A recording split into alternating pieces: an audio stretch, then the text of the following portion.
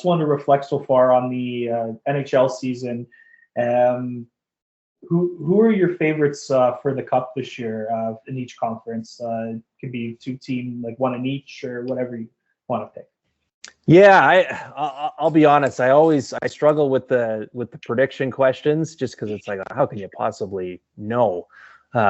Still so much that can happen, but I understand the reason for why those questions come about, across all sports talk each and every year. But I really like, kind of where Carolina's at right now. If they continue to get goaltending the way they have been of late from Kochetkov, and with Freddie Anderson back healthy again, and hopefully he stays that way. They've been impressive. They've been knocking on the door for a few years here, just being one of the better teams in the league. But the playoffs roll around, and I was there against Florida when they lost 4 straight. They couldn't score. It wasn't because their team game wasn't up to par to be a team that represented the Eastern Conference in the Stanley Cup final. They just couldn't get the scoring when they needed it. And for the first time in a long time, that organization goes out and actually does a bit of, sizable game hunting and landing Jake Gensel, and then, a bit of a gamble in Kuznetsov just because he hadn't played in a while, and you wonder kind of what level that he's at, and they're still working on it there. But I saw them in Toronto over the weekend, and then they were here in Ottawa the next night on Sunday. And you see, like, it just that's a confident looking group that did some adding that they knew was needed. And I think that there's just a different level with which they carry themselves there. So they're a team that really intrigues me. Of course, Florida, just because I didn't think they would still be at this level in terms of how many points they've accumulated to this point in the season.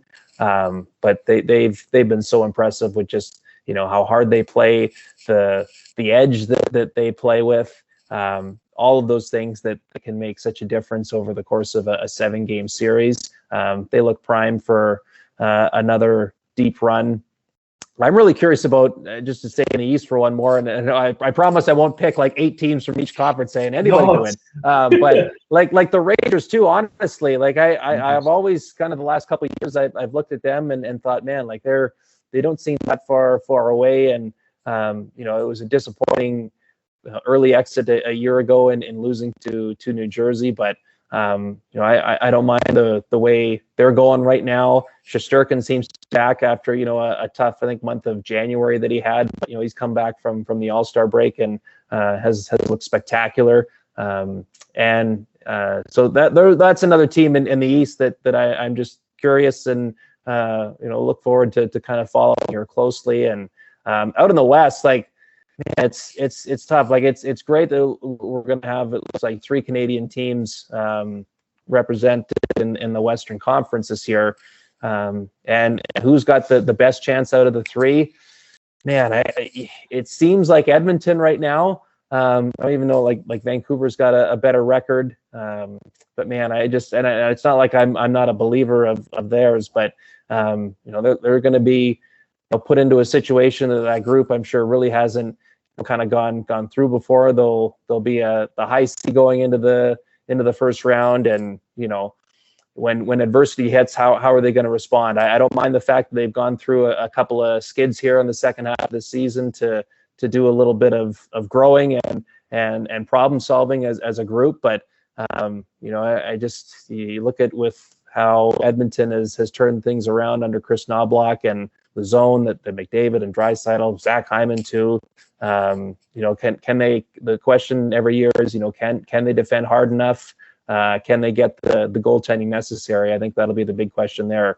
And then the other team in the West, I wonder about is Colorado. Like I really liked, low key loved what they did at the deadline, because they've got just an incredible top line there. Nathan McKinnon could win the Hart Trophy and the Art Ross this year.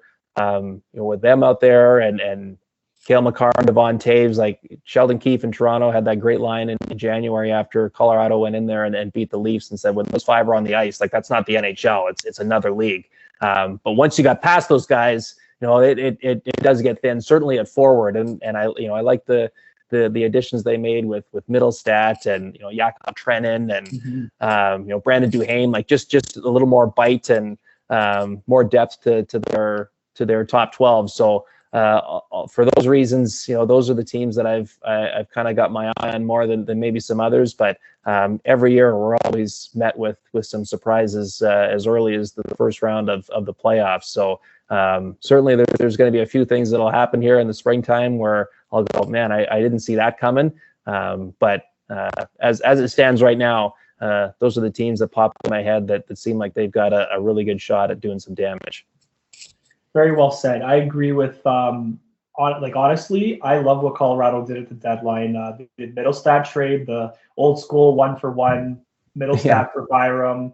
Again, that's a trade that benefits both teams, I think, long term. Buffalo gets another strong defenseman, on their blue line, right? And they can use some depth on their D.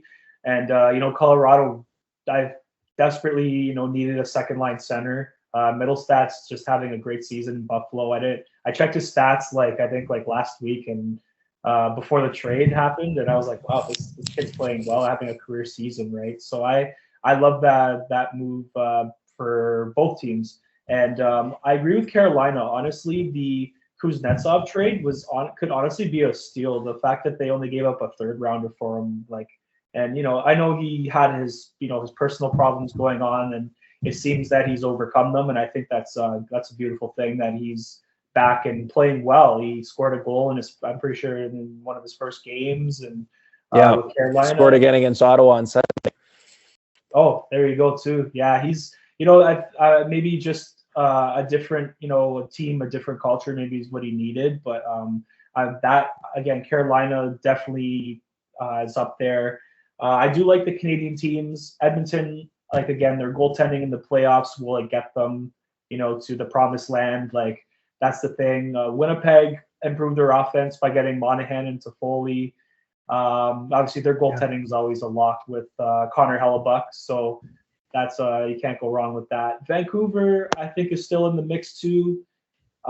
They've been kind of, I don't know. I feel like since early February, I'd say they've kind of fallen off a little bit. I feel like they weren't as hot as they were to start the season. But again, playoffs are a different season, so you never know with that. Yeah, and it's hard. It would have been hard to keep going at the clip they were at early on in the year, right? It was incredible the way they were racking up points in the first half. So they say I don't mind them going through a couple of rough patches and having to retighten things. But yeah, it's amazing. Like you mentioned Winnipeg, I didn't even talk about them. They're another team that love their deadline, love their goaltending, like the way their blue line's built. They've got a great third line. How often is that talked over the course of the playoffs of how much that part of your lineup can matter and make a difference? They just got a hell of a division to get out of. And I understand if you want to win the Stanley Cup, you're going to have to beat good teams along the way, whether it's early on or later. It's just it's like you have a hell of a year. You think about where they were a season ago and the uncertainty around Scheifele and Hellebuck, and they both re-signed, and things are rolling really well for your team, and then you're likely going to have to go through both of Dallas and Colorado just to get to the conference final as a reward for all that. So that's what comes with the way this playoff format is set up. But I wouldn't be sitting here feeling shocked if they were the one to get through, because they've done a lot of good things, and I think done the necessary adding from Kevin Cheveldayoff's perspective to make them a little better as well. Yeah, totally agree. They're again. I remember in the offseason, they bought out Blake Wheeler's contract. I think whatever was left of his contract, right? And it seemed like there wasn't much, stability with that core going forward, right? And I remember Hellebuck. I remember hearing the report about Hellebuck asking for a trade, and I was like, "Wow, are the Jets going to blow it up, right?" And but again, they give it one more year with this core. They sign them long term. So, but they're kind of in it now for a bit. But it's right. The Wheeler buyout was one thing, and also the deal they were able to make for Pierre-Luc Dubois and it's unfortunate Velarde's out hurt, but like how valuable is both him and Alex Iafallo been to their successes as well this season? Like what when you're kind of backed into a corner and you know the guy's not going to re-sign, to be able to turn that situation into where they are now, just a great piece of business too. Absolutely. I even think too, like I think making Adam Lowry captain after buying out Wheeler was like a huge upgrade. I like him. He's always been a great player in this league. He does it all. He can hit, he can fight, he can score the odd goal. I think that's a big reason why they're so successful now. Yeah, just it's imagine just a different shake-up, different feel in the room, and I don't know Blake Wheeler particularly well, so I can't comment on how he went about being a leader and his role as captain, but certainly get the sense that as you mentioned, all the good things that Adam Lowry does as a player, and just a wonderful person too. Well, I was in the room one time after an off-day practice they had earlier this season, and he out of nowhere dropped like an old school Family Guy reference that like knocked me off of my feet. So till the end of time now, for that alone, he's in my good books. He's in my respect. Oh, that's beautiful. That's beautiful.